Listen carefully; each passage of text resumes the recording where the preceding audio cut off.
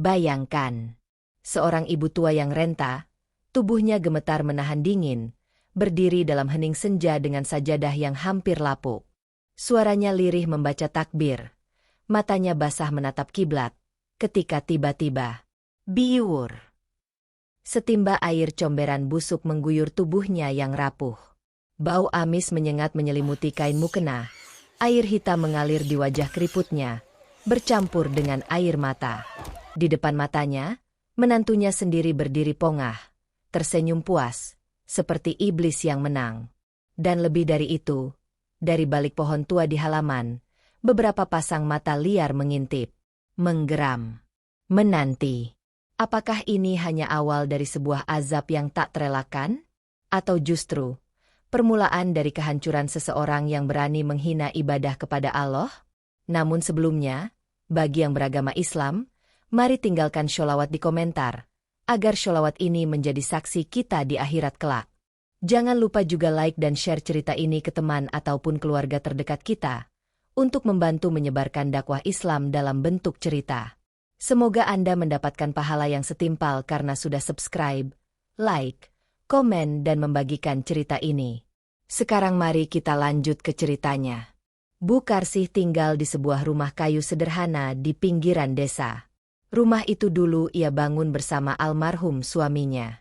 Kini ia hidup bersama anak sematawayangnya, Randy, dan menantu barunya, Ratna. Sejak awal, Bu Karsih sudah merasa hawa tak enak dari Ratna. Perempuan itu terlalu kasar ucapannya, matanya tajam, dan mulutnya tak pernah bisa diam tanpa menghina sesuatu.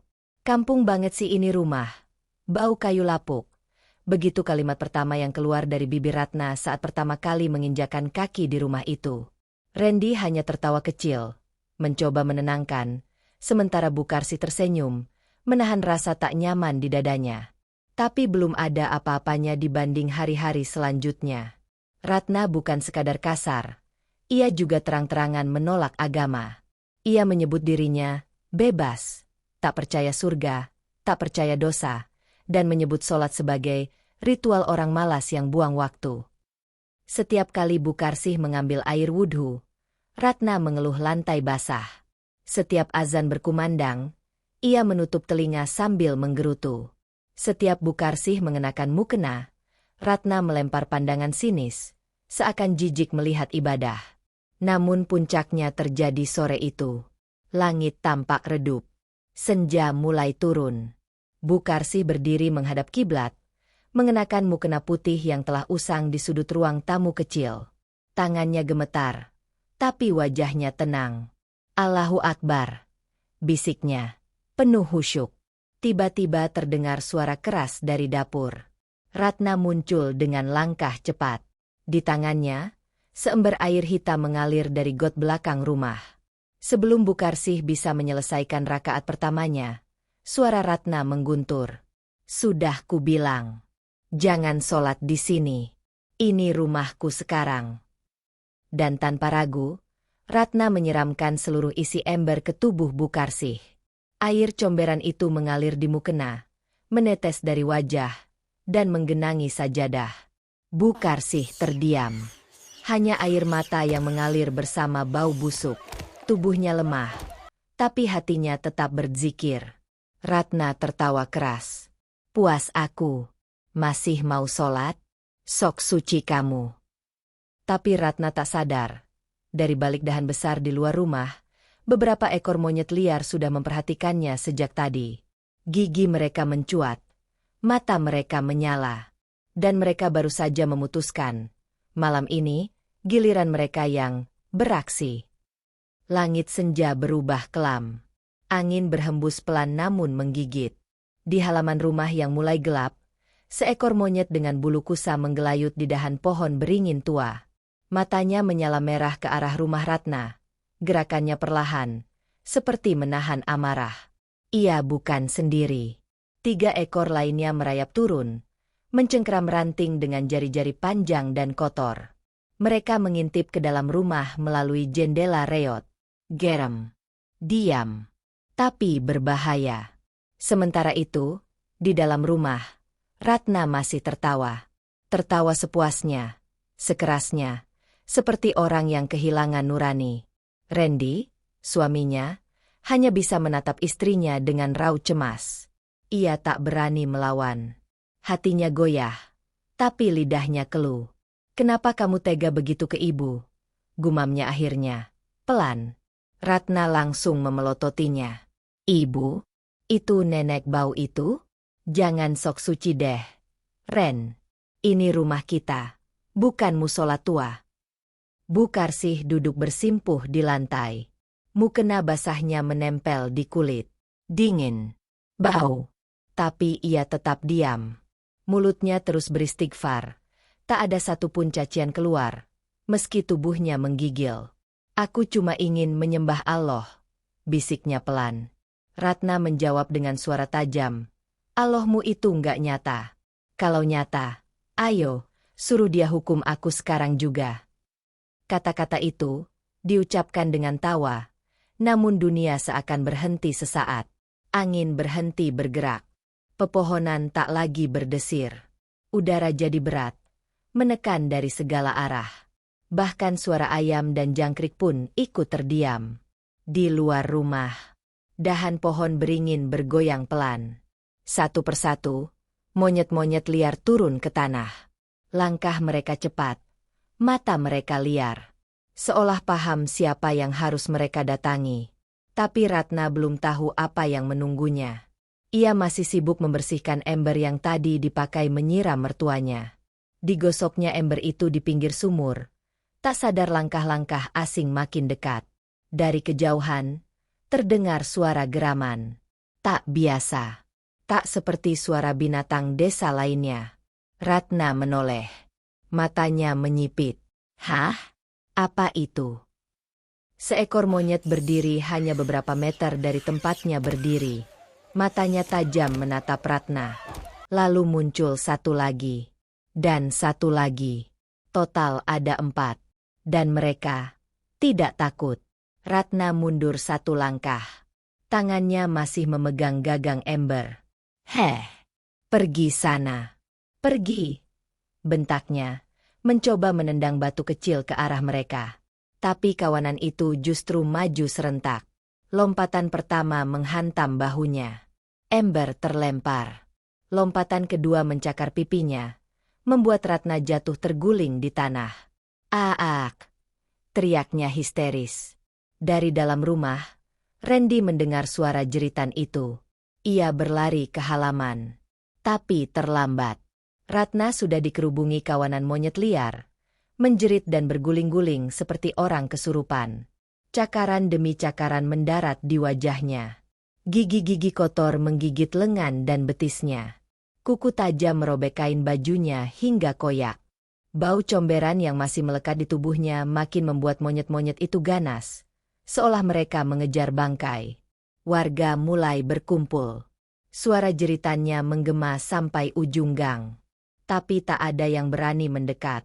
Bu Karsih masih duduk di dalam, memeluk sajadah basah. Air matanya mengalir perlahan. Tapi bukan karena kasihan, melainkan karena getir. Ia tak menyangka Allah akan menjawab doanya secepat ini. Suara teriakan Ratna semakin kencang.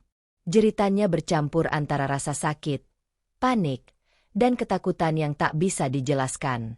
Di halaman rumah itu, tubuh Ratna sudah tergeletak lemah. Bajunya tercabik-cabik, kulitnya penuh luka cakaran dan gigitan. Darah segar mengalir dari kening, pipi, dan tangannya. 4 ekor monyet liar itu belum puas. Mereka menggeram, menggigit ujung bajunya yang tersisa, dan menariknya seakan hendak menyeret Ratna ke dalam kegelapan. "Ah, tolong! Ah. Suara Ratna memecah keheningan malam. Randy yang berdiri tak jauh dari situ tampak linglung. Wajahnya pucat pasi. Ia tak pernah melihat pemandangan sekeji itu. "Ratna! Ratna!" teriaknya panik, tapi kakinya berat melangkah. Ia takut. Warga yang mulai berdatangan hanya berdiri di batas pagar bambu, saling berbisik ketakutan. Tak satu pun berani mendekat. Bahkan anak-anak kecil menangis di pelukan ibunya melihat keganasan kawanan monyet itu. Astagfirullah. Astagfirullah. Jangan-jangan ini azab. Ia siram ibunya sendiri tadi. Aku lihat dengan mata kepala sendiri. Ini pasti balasan. Kata-kata bisik-bisik itu makin menguat, menyayat hati. Randy menunduk, merasa tubuhnya lemas dan tak berdaya. Istrinya kini menggelepar dalam penderitaan yang ia biarkan selama ini tumbuh di rumah itu. Sementara itu, Bukarsih tetap di dalam rumah. Ia tak bergeming, hanya bersandar pada dinding, matanya tertutup, bibirnya komat-kamit membaca istighfar dan zikir. Suasana hatinya antara syukur dan luka yang terlalu dalam. Ia tak pernah meminta azab untuk siapapun, tapi Allah menunjukkan kekuasaannya dengan cara yang tak terduga. Tiba-tiba terdengar suara keras dari arah sumur. Randy menoleh.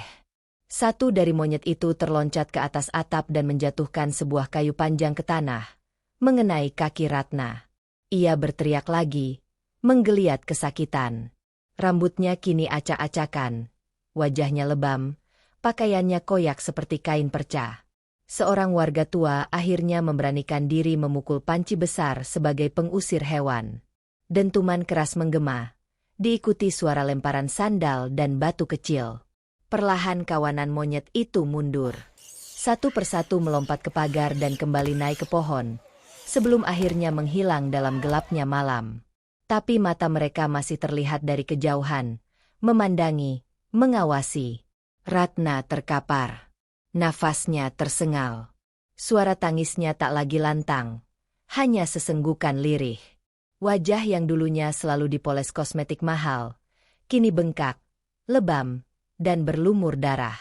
Tangannya gemetar memegangi wajah, tapi hanya menemukan kulit robek dan luka terbuka. "Ren, dia," bisiknya lemah. Randy berlari menghampiri, memeluk tubuh Ratna yang kini tak lagi angkuh.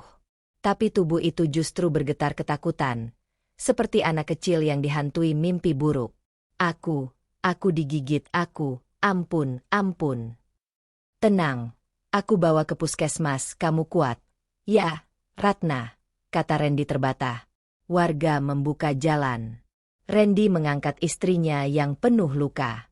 Beberapa warga menutup hidung, tak tahan dengan bau comberan dan darah yang bercampur jadi satu. Di antara kerumunan, Bukarsih berdiri. Tubuhnya masih basah, tapi tatapannya tenang. Ia tak berkata sepatah pun.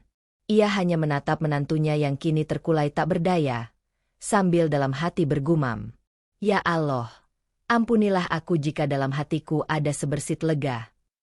Langkah Randy cepat dan panik membawa Ratna ke puskesmas terdekat. Bajunya pun ikut basah oleh darah dan kotoran istrinya yang terus merintih di pelukannya. Beberapa warga ikut membantu, ada yang mengantar dengan motor tua, ada pula yang membawa kain sarung untuk membungkus tubuh Ratna yang hampir tak tersisa bajunya. Di sepanjang jalan, Ratna menangis. Tapi bukan hanya karena sakit. Tangis itu terdengar lebih dalam, lebih putus asa. Matanya tak lagi liar, tapi kosong dan ketakutan. Seolah di dalam dirinya, ada sesuatu yang baru saja hancur, dan tak akan pernah kembali utuh. Sesampainya di puskesmas, petugas langsung sigap. Tapi saat membuka kain yang membungkus tubuh Ratna, para perawat tertegun. Luka cakaran menganga di sepanjang lengan, pundak, dan wajah. Beberapa bekas gigitan meninggalkan robekan daging yang belum berhenti berdarah. Rambutnya rontok, wajahnya bengkak dan sulit dikenali. "Astagfirullah, ini diserang apa?" bisik seorang perawat. "Diserang monyet," jawab Randy pelan, dengan suara yang nyaris pecah. "Monyet. 4 ekor, mereka tiba-tiba muncul dan menyerang." Dokter hanya mengangguk, lalu mulai membersihkan luka dan menjahit bagian yang koyak. Ratna menjerit kesakitan setiap kali jarum menusuk kulitnya. Tapi rasa sakit itu tak sebanding dengan rasa malu yang mulai merayap ke seluruh tubuhnya. Setelah ditangani, Ratna dipindahkan ke ruang rawat. Malam mulai larut. Lampu kamar menyala redup. Bau obat mengisi udara. Randy duduk di tepi ranjang, memandangi wajah istrinya yang kini jauh berbeda dari sebelumnya. Ia mencoba menggenggam tangan Ratna. Tapi Ratna hanya menangis pelan, sesekali menutupi wajahnya dengan selimut. "Maafkan aku," katanya dengan suara serak. "Aku jahat, aku keterlaluan, aku bahkan bilang Allah nggak nyata." Randy terdiam. Kata-kata itu seperti batu yang menghantam dadanya. Ia tahu betapa dalamnya luka yang sudah ditorehkan istrinya, terutama pada ibunya sendiri. Sementara itu, di rumah tua yang mulai dingin, Bukarsi duduk bersimpuh di depan sajadah baru yang diberikan seorang tetangga. Mukena putihnya yang lama sudah ia cuci bersih meski noda comberan belum hilang sepenuhnya. Ia masih belum tidur, meski malam sudah jauh. Tak ada kemarahan di matanya. Tak ada dendam. Yang ada hanya kesedihan. Ia tahu Allah telah menunjukkan kuasanya. Tapi jauh di dalam hati seorang ibu, ia tetap merasa luka setiap kali anak, atau menantu, terjerumus dalam kesesatan dan kesakitan. Keesokan paginya, kabar tentang serangan monyet menyebar ke seluruh kampung. Setiap sudut warung, setiap kerumunan warga membicarakan hal yang sama. "Itu azab, iya, beneran azab," katanya si Ratna itu nyiram ibunya sendiri pakai air got pas sholat. "Aku lihat sendiri. Loh, 1 ember disiram ke ibu mertuanya. Gila, jahat banget. Makanya jangan sombong sama orang tua. Apalagi yang rajin ibadah."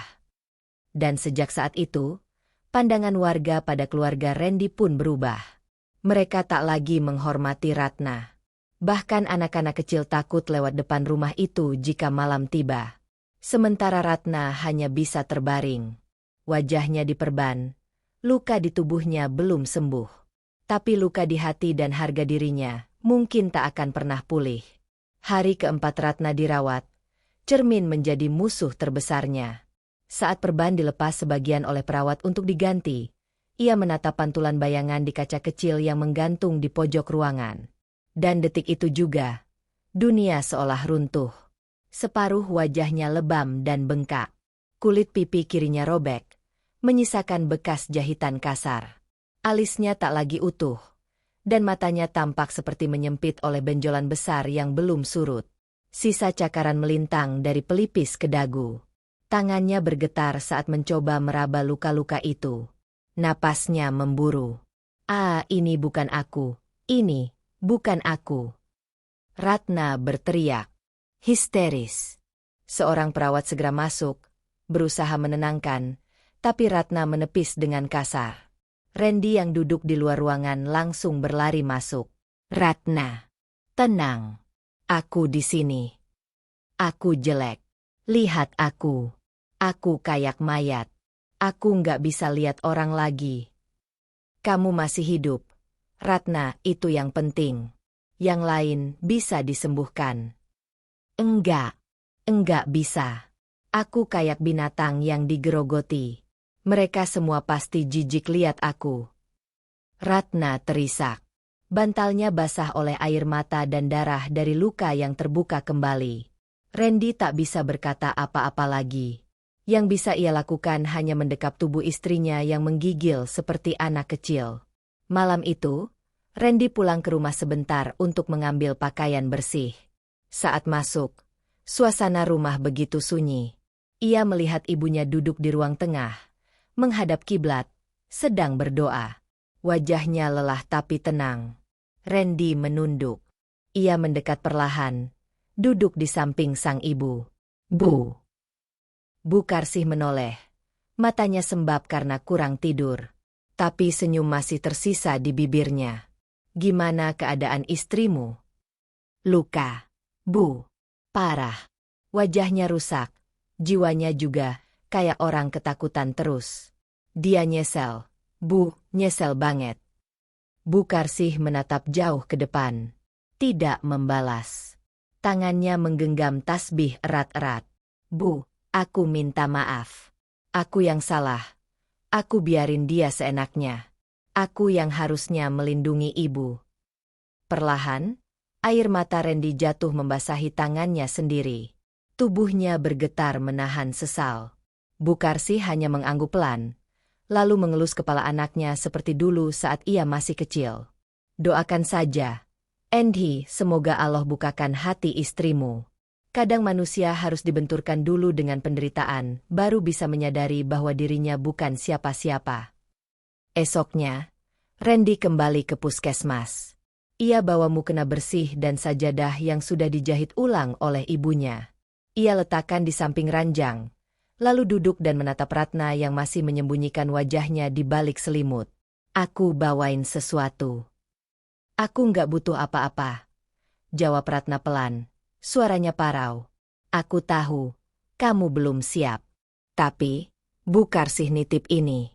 Katanya, kalau kamu belum bisa sholat, nggak apa-apa. Tapi kalau mau, sajadah itu bisa jadi tempat kamu bicara sama Allah. Kayak ngobrol. Ratna tak menjawab, tapi jari-jarinya bergerak, menyentuh ujung sajadah yang bersih dan wangi. Ada getar di hatinya. Tak seperti rasa takut, bukan juga dendam, tapi semacam rasa hampa yang perlahan terasa butuh diisi. Dan di sudut pikirannya, kalimat itu terus terngiang. Kalimat yang dulu pernah ia ejek dan ludahi. Allah, kalau nyata, hukum aku. Kini ia bertanya dalam hati, apa ini balasan dari Allah?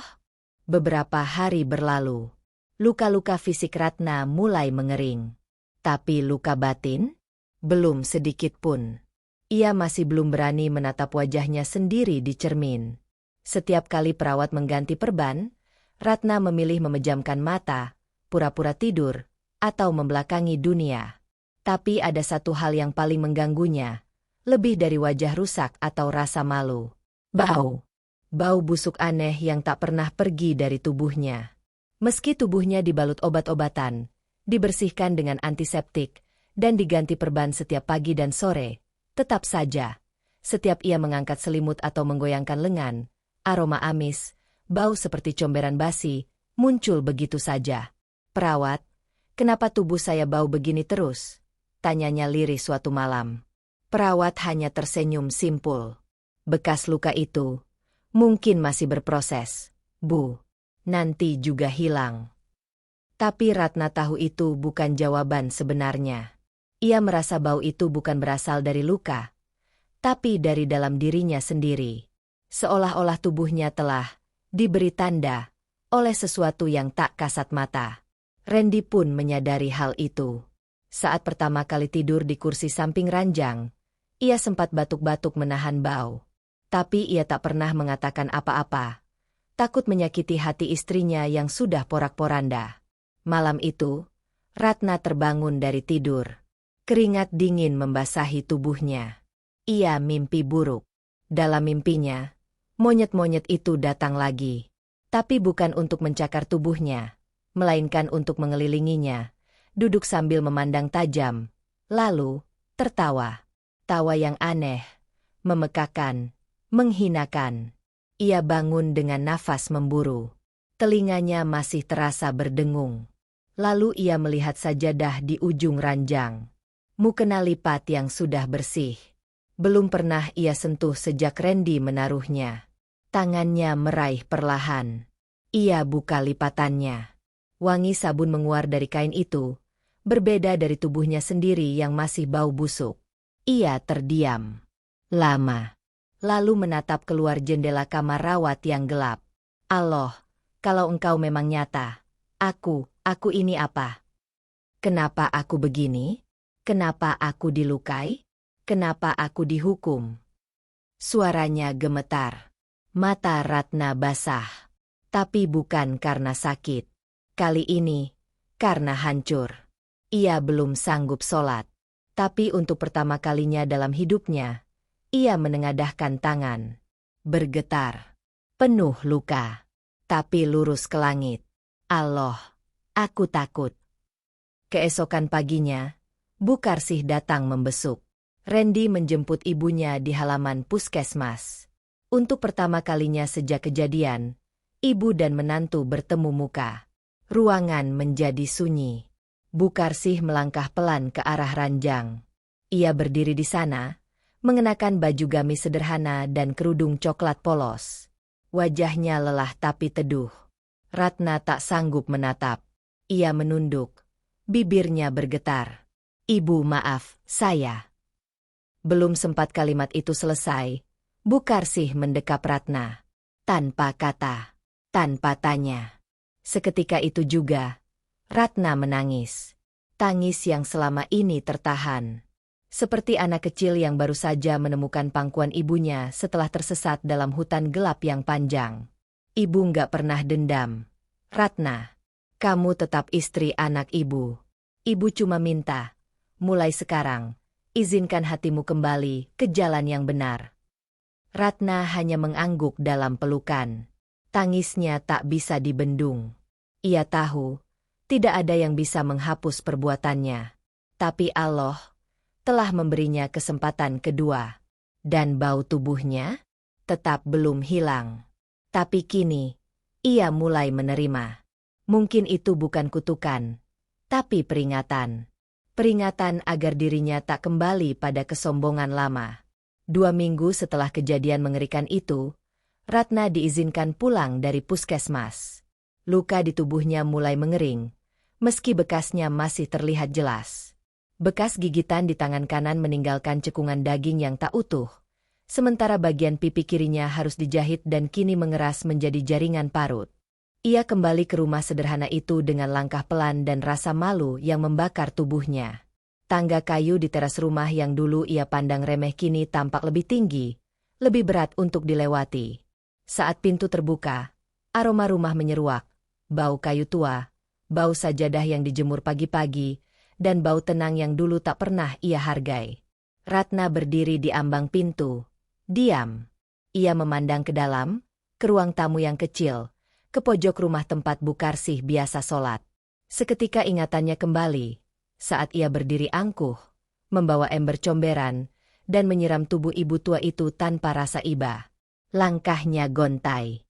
Setiap ruangan mengingatkannya pada luka. Setiap dinding seperti menghakiminya.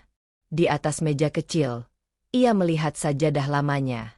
Masih ada noda yang samar. Sajadah itulah yang dulu ia injak, ia cibir, dan ia ludahi dalam diam. Kini sajadah itu seperti menatapnya, dingin dan penuh pertanyaan.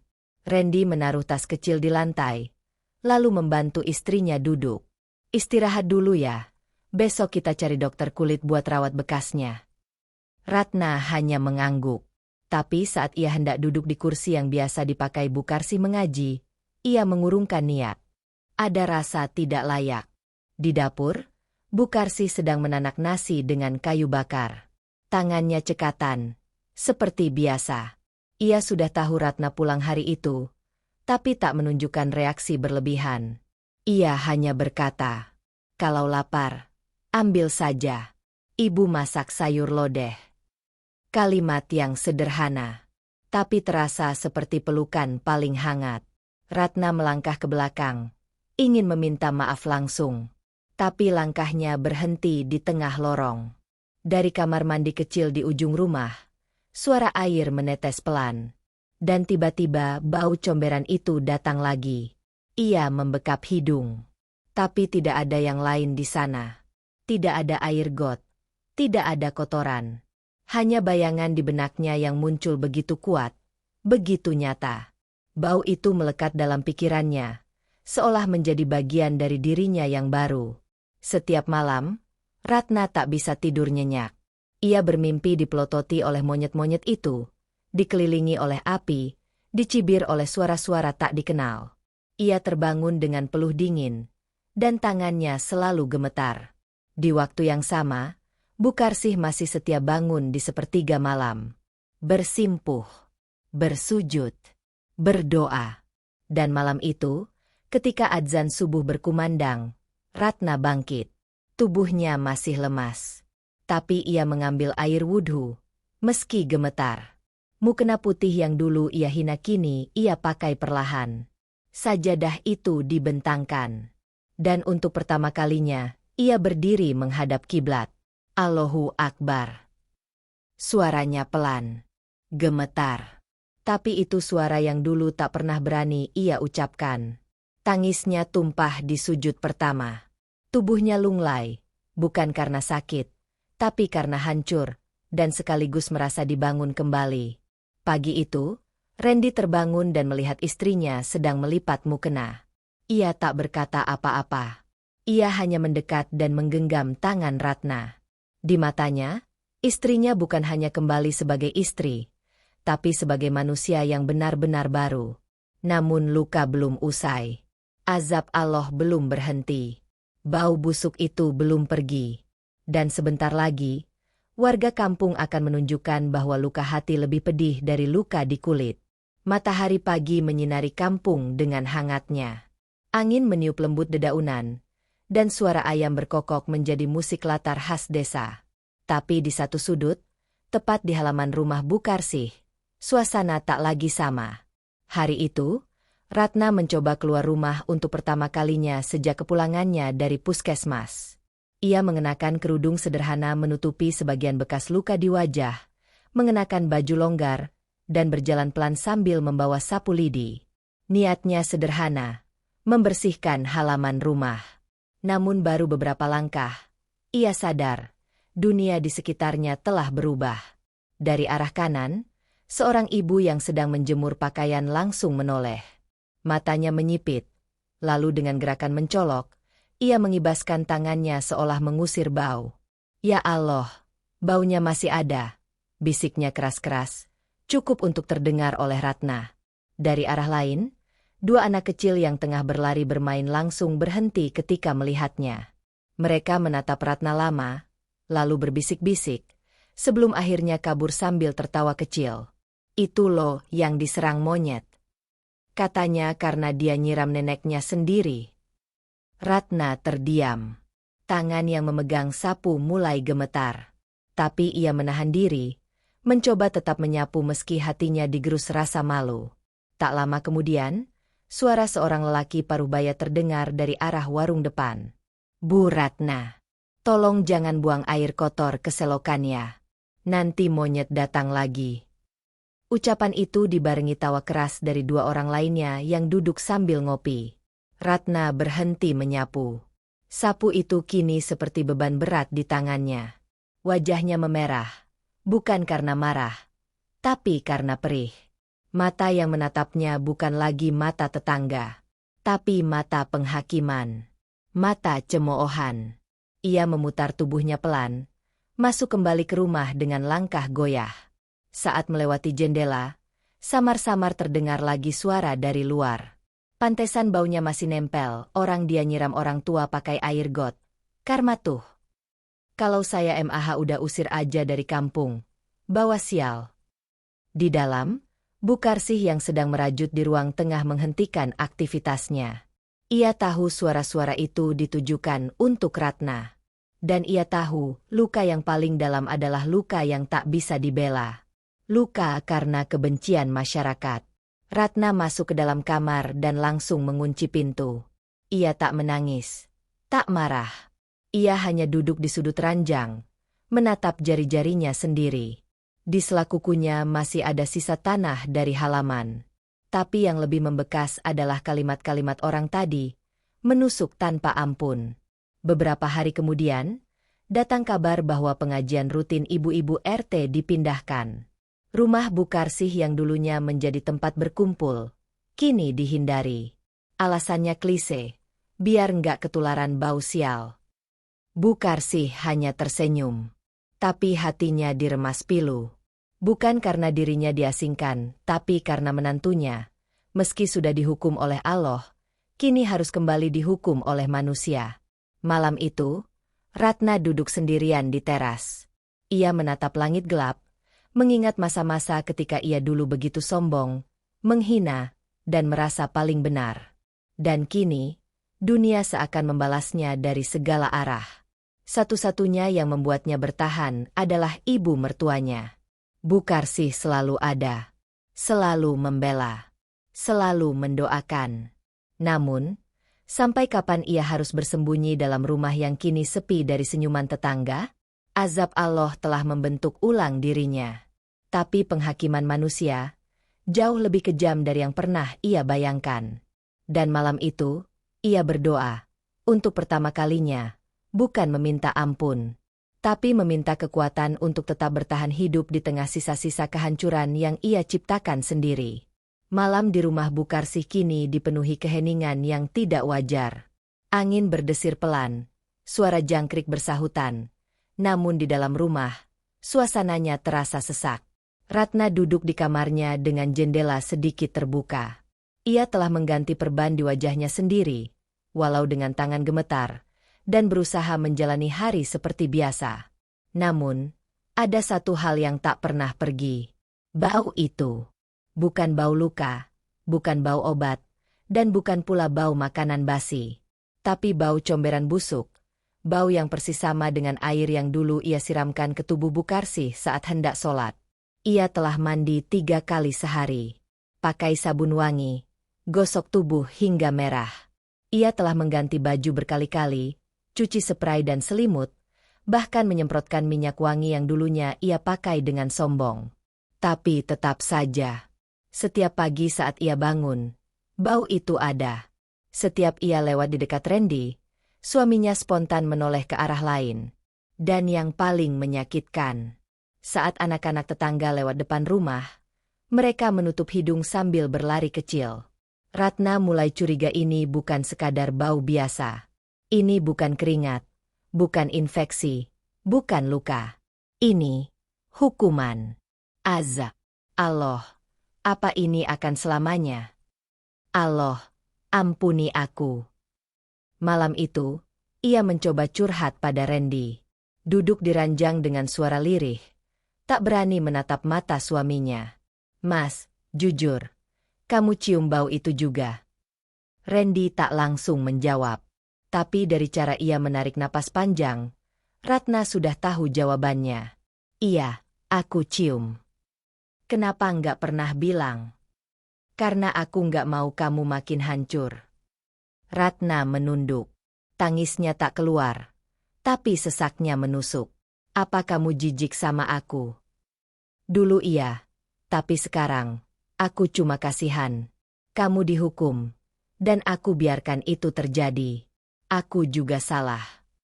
Jawaban itu seperti pisau, tapi bukan untuk menyakiti, melainkan membuka luka yang selama ini disembunyikan. Dan Ratna tahu, bau itu bukan hanya dari tubuhnya, tapi dari dosa yang belum ia bersihkan. Pagi harinya, ia mencoba sholat lagi. Tubuhnya gemetar. Tapi ia tetap berdiri, menutup luka dengan mukena, dan berdiri menghadap kiblat di samping Bukarsih yang sudah siap dengan sajadahnya. Allahu Akbar. Namun baru sampai gerakan rukuk, Ratna menangis keras. Mukena jatuh dari kepalanya. Ia terduduk di lantai, memegangi wajah yang masih sakit. Tangannya menepuk-nepuk dada, seakan ada sesuatu yang menyesakkan dari dalam. Bukarsih mendekat, memeluknya tanpa banyak kata. Kamu sudah berani berdiri, itu sudah cukup. Allah tahu kamu sedang berjuang.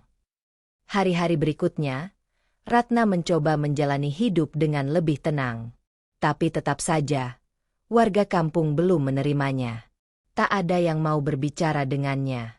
Bahkan saat ia menyapa tetangga, yang didapat hanya anggukan dingin dan langkah cepat menjauh. Sampai suatu sore, saat Bukarsih sedang menyapu halaman dan Ratna duduk di kursi bambu, seekor anak monyet muncul di pagar rumah. Matanya kecil, tubuhnya kurus. Tapi yang membuat Ratna pucat adalah anak monyet itu menatap langsung ke arahnya. Lama, dalam, tajam. Ratna mematung. Wajahnya pucat. Tangannya mencengkeram sandaran kursi kuat-kuat.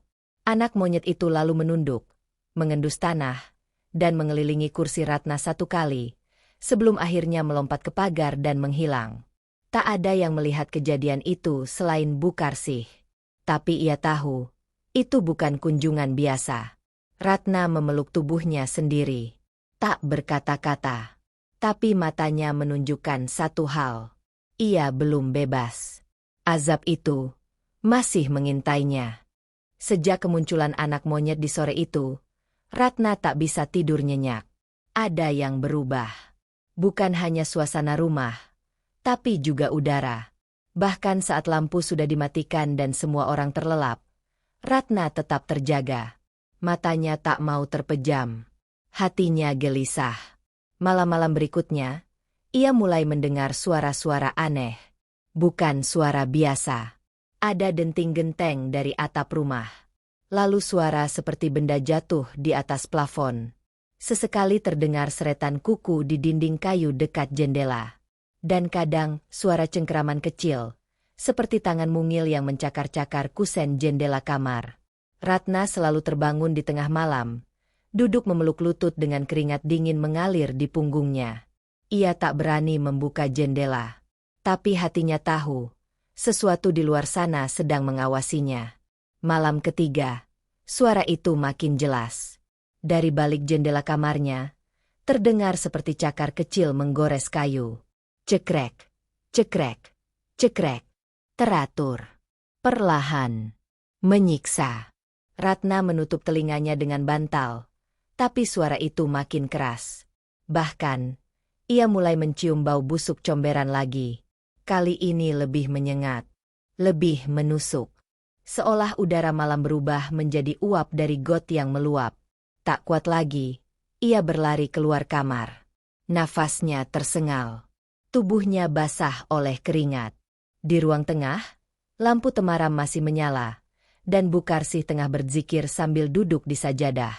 Ibu, ibu, tolong, aku, ada suara dari jendela kamar, seperti kuku binatang dan bau itu datang lagi. Bukarsih menoleh pelan. Wajahnya tenang, tapi matanya menyimpan rasa cemas yang tak ia tunjukkan. Ibu juga dengar. Nak, semalam, ada suara dari atap. Dan genteng belakang sempat jatuh. Ratna menunduk.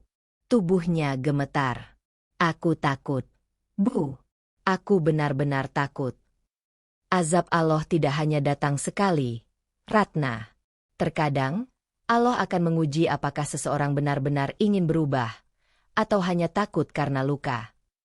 Ratna terisak. Lalu, aku harus bagaimana? Bukarsih memegang tangannya. Kamu sudah memulai langkah. Tapi kamu harus minta ampun sepenuh hati. Bukan hanya dengan lisan, tapi dengan perbuatan. Dengan niat. Dengan perubahan nyata. Malam itu, mereka sholat bersama. Bukarsih jadi imam. Ratna di belakangnya. Meski masih takut, tangisnya mengalir sepanjang rakaat. Ia membaca ayat-ayat pendek dengan suara yang pecah, tapi penuh harap. Namun setelah sholat, ketika Ratna hendak kembali ke kamarnya, ia berhenti di ambang pintu. Goresan panjang muncul di dinding kayu dekat jendela. Bukan dari paku, bukan dari tikus. Itu jelas bekas cakar. Dan lebih dari itu, di bawah jendela, ada jejak lumpur kecil berbentuk tangan. Tangannya mungil, tapi kukunya panjang.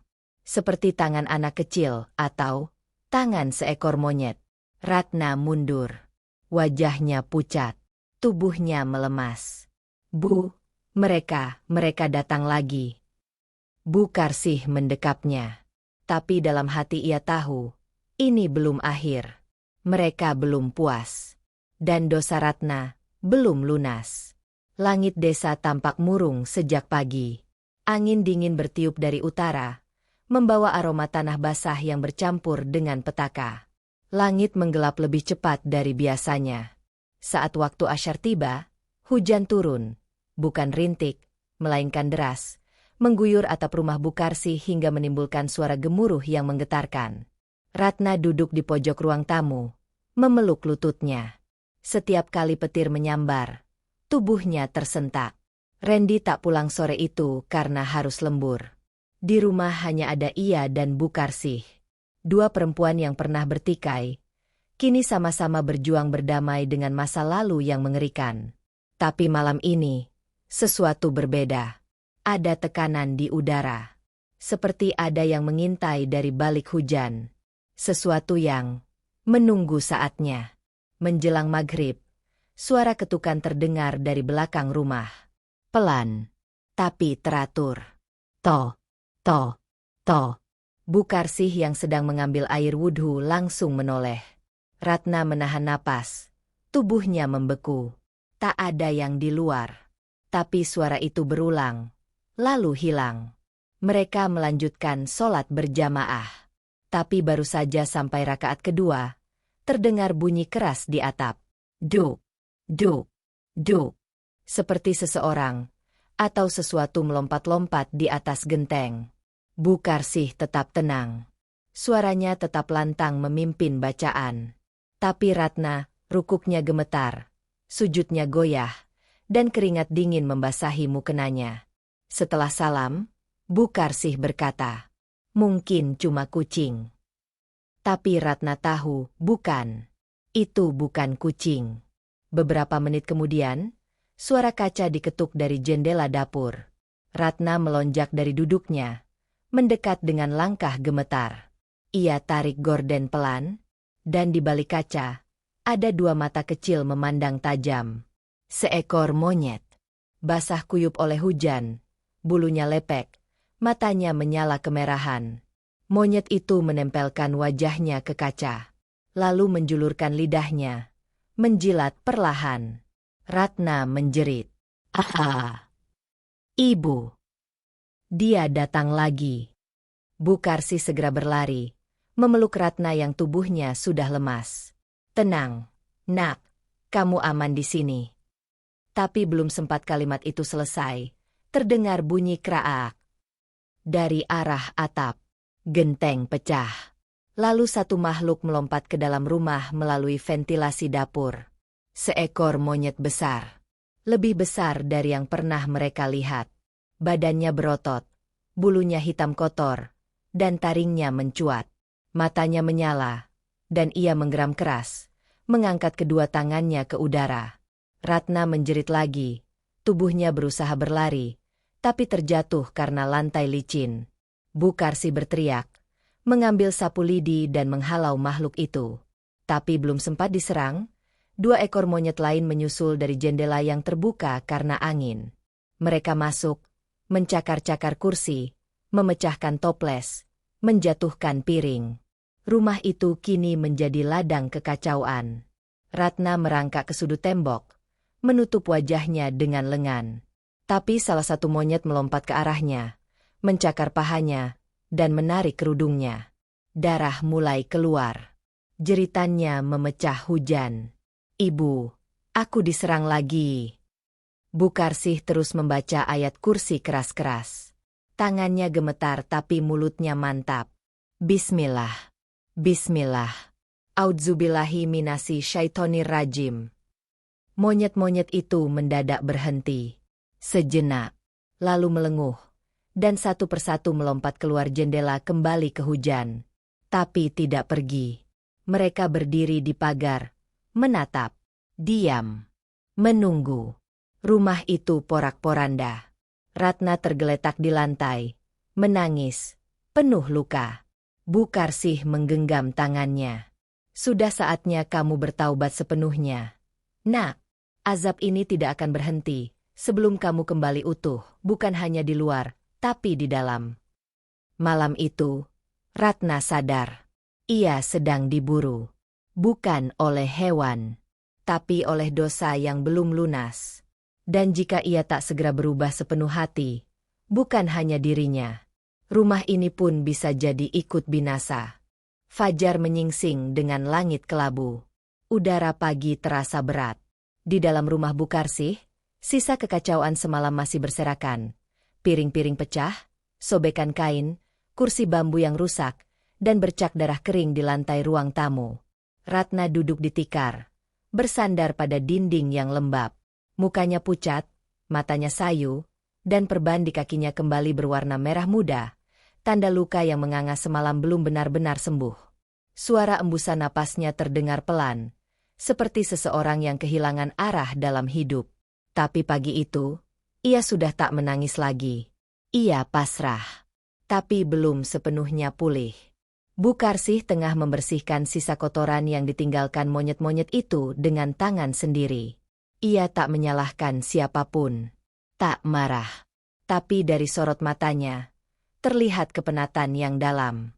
Setelah sholat duha, Bu Karsih duduk di sebelah Ratna, menatap lurus ke halaman depan rumah yang basah oleh embun. Kamu masih ingin bertahan? Tanyanya pelan. Ratna menggeleng lemah.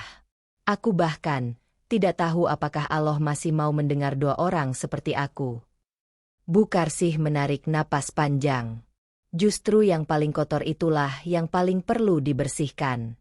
Yang paling berdosa, paling layak meminta ampun.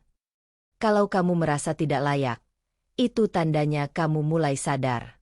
Dan Allah menyukai hamba yang kembali dengan rasa malu. Ratna terisak. Tangisnya pecah. Bukan karena rasa takut lagi, tapi karena rasa bersalah yang akhirnya ia hadapi. Ibu, aku sudah menghina Allah. Aku bilang Allah nggak nyata.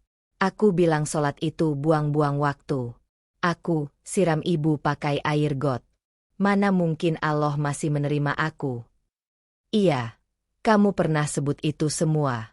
Dan Allah juga pernah mendengarnya. Tapi Allah juga Maha Pengampun. Ratna, kamu belum terlambat. Ratna meraih tangan mertuanya dan menggenggamnya erat. Ibu, ajari aku berdoa. Ajari aku, mulai dari awal. Hari-hari setelah itu, Ratna mulai menghafal ulang bacaan sholat. Ia membaca perlahan, sering menangis di tengah-tengah. Ia belajar wudhu ulang, meski harus duduk karena kakinya masih belum kuat berdiri.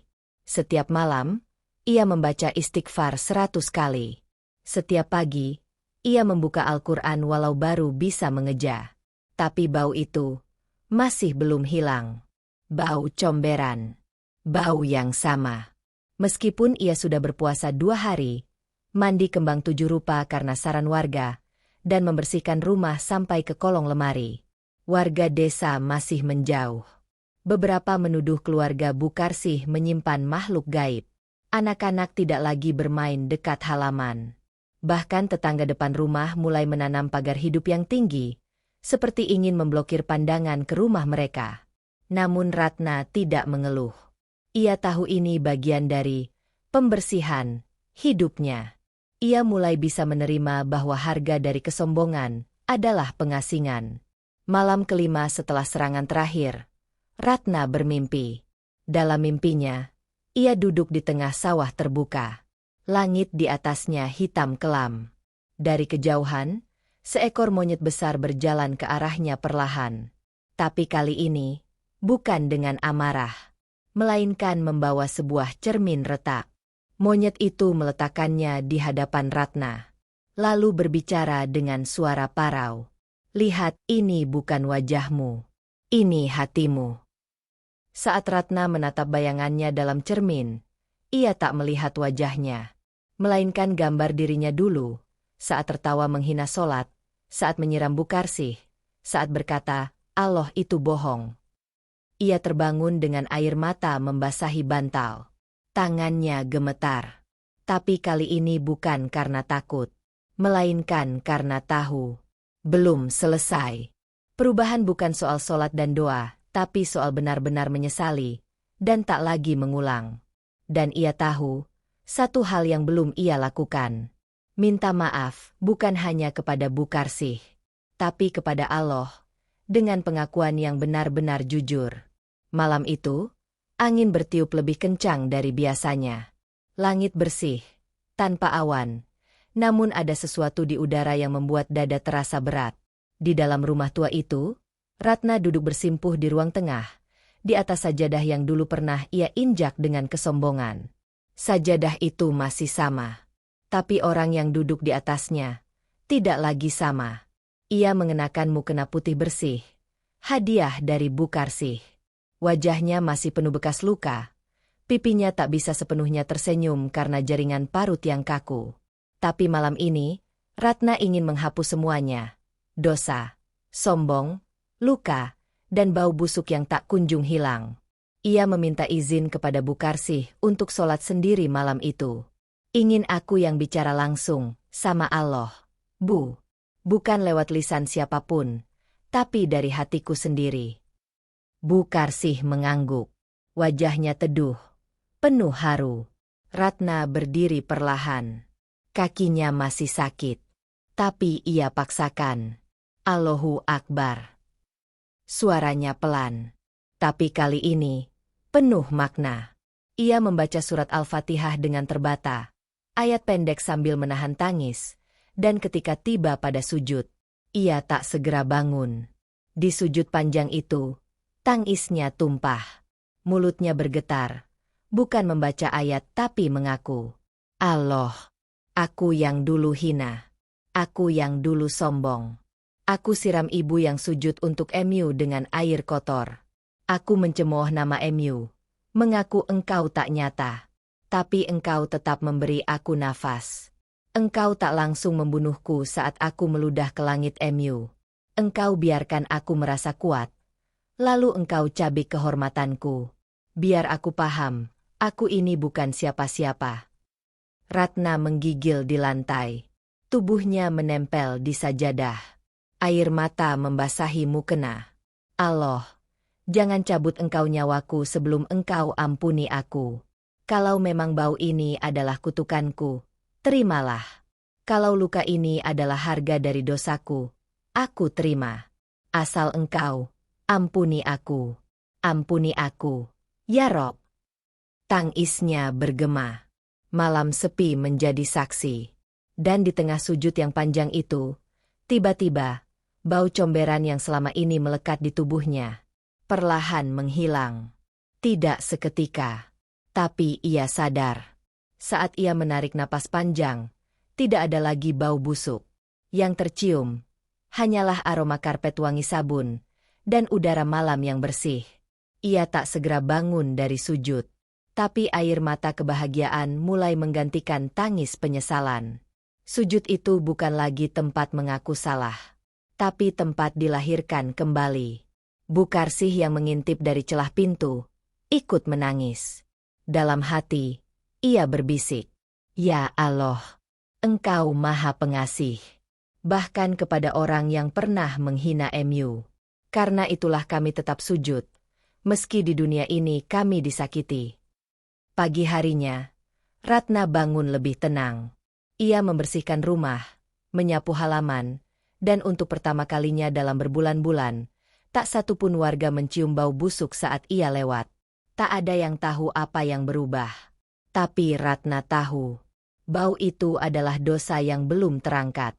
Dan malam tadi, Allah telah membersihkannya, karena hatinya sudah benar-benar bersujud. Beberapa hari setelah Ratna benar-benar bertaubat dan sujud dengan sebenar-benarnya hati, rumah Bukarsih perlahan kembali tenang.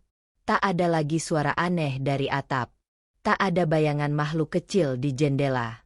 Bau comberan yang dulu melekat kuat kini hilang seperti tak pernah ada. Tapi ketenangan itu tidak serta-merta datang untuk semua orang. Ada satu sosok yang masih belum benar-benar bersih dari dosa. Randy, putra Bukarsih, suami Ratna. Sosok yang selama ini hanya diam. Diam saat ibunya disiram air kotor. Diam saat Ratna menghina solat. Diam saat istri mencemooh Allah. Malam itu, ketika Randy pulang dari tempat kerjanya, ia merasa badannya berat. Kepala pusing.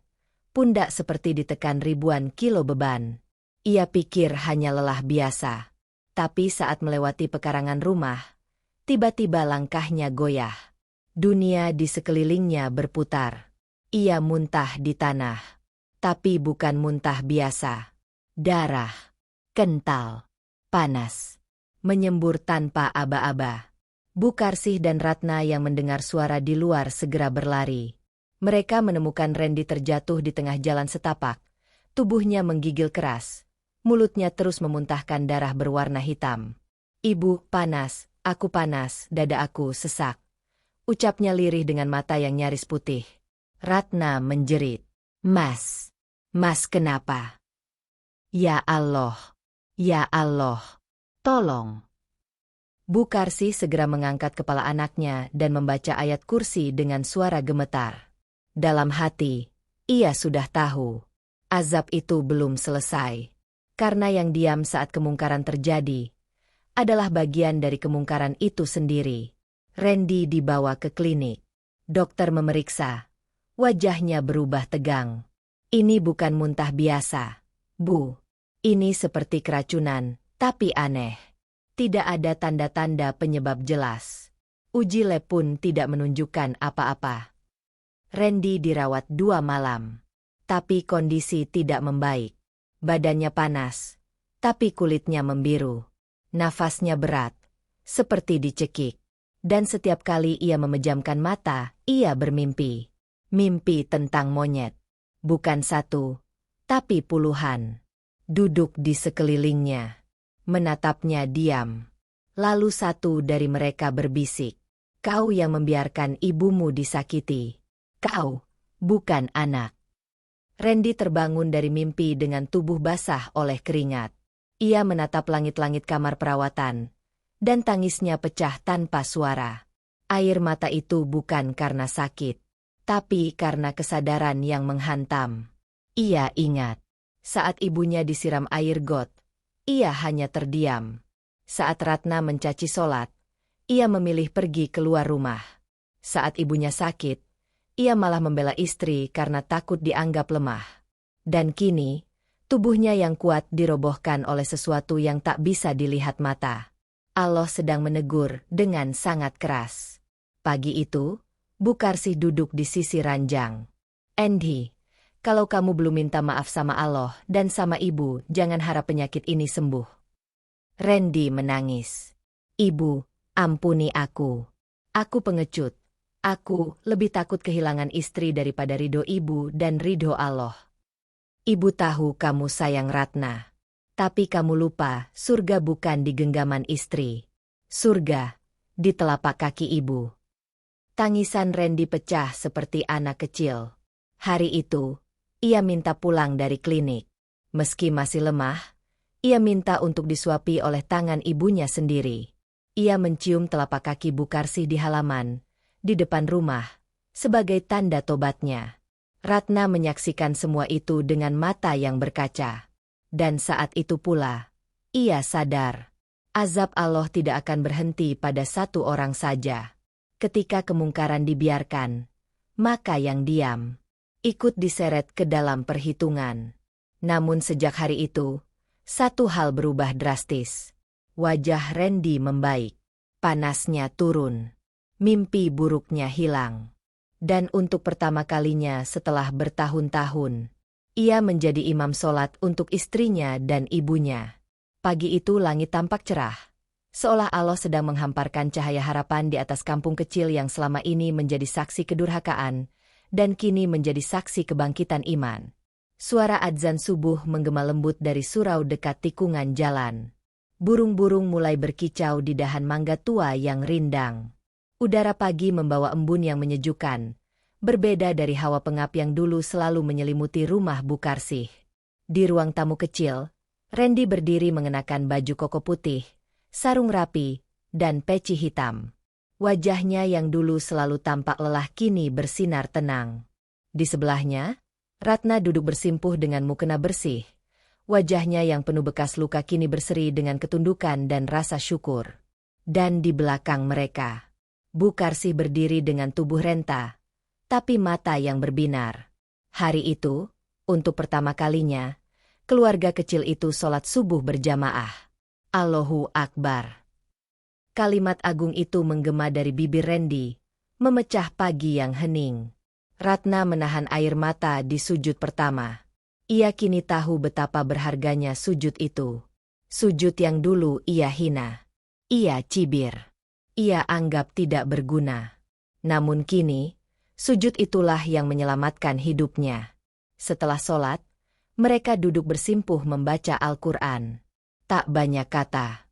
Hanya zikir pelan, doa, dan air mata yang mengalir. Bukan karena duka, tapi karena kelegaan yang telah lama dirindukan. Hari-hari setelah itu, kampung mulai melunak. Warga yang dulu menjauh mulai kembali menyapa. Anak-anak kecil yang dulu menutup hidung saat lewat depan rumah kini mulai bermain di pinggir pagar. Bahkan pengajian ibu-ibu yang sempat dipindahkan akhirnya kembali digelar di teras rumah Bukarsih. Semuanya berubah. Dan perubahan itu bukan karena kekayaan, bukan karena kekuasaan, tapi karena ketundukan. Ratna kini aktif membantu Bukarsih menyiapkan makanan takjil untuk warga saat Ramadan. Ia membersihkan surau, ikut tahlilan, dan tak malu untuk berdiri minta maaf kepada orang-orang yang dulu pernah ia hina. Aku tahu aku pernah zolim. Tapi Allah tidak pernah menutup pintu taubatnya, katanya suatu hari, di hadapan ibu-ibu pengajian. Dan aku berdiri di sini bukan karena aku sudah suci, tapi karena aku tak mau lagi tinggal dalam najis yang dulu aku pelihara sendiri. Warga menangis mendengarnya. Bahkan ada yang berdiri memeluk Ratna. Bukan karena belas kasihan, tapi karena mereka tahu, taubatnya benar. Suatu malam, Bukarsih duduk di beranda rumah dengan sajadah di pangkuannya. Ia menatap bintang-bintang di langit. Randy duduk di sebelahnya, sambil menyandarkan kepala di bahunya seperti anak kecil. Bu. Kalau ibu dulu, doanya apa waktu Ratna nyakitin ibu? Bukarsih tersenyum, memejamkan mata. Ibu minta Allah tunjukkan jalan pulang, bukan untuk ibu, tapi untuk dia. Karena sesakit apapun hati ibu tahu, yang paling sakit adalah hidup dalam gelap tanpa Allah. Air mata Randy jatuh. Lalu ia berkata lirih, "Terima kasih, Bu, sudah sabar sampai doa itu dikabulkan." Dan malam itu, tak ada suara monyet, tak ada goresan jendela, tak ada bau comberan. Yang ada hanyalah ketenangan. Dari rumah yang dulu dipenuhi amarah, kini dipenuhi zikir dan sujud. Karena azab Allah memang nyata, tapi rahmatnya jauh lebih luas dari murkanya. Bagi siapapun yang benar-benar ingin kembali. Barang siapa yang bertaubat, beriman, dan beramal soleh, maka Allah akan mengganti keburukannya dengan kebaikan. Dan Allah Maha Pengampun lagi Maha Penyayang. Quran Surat Al-Furqan 70.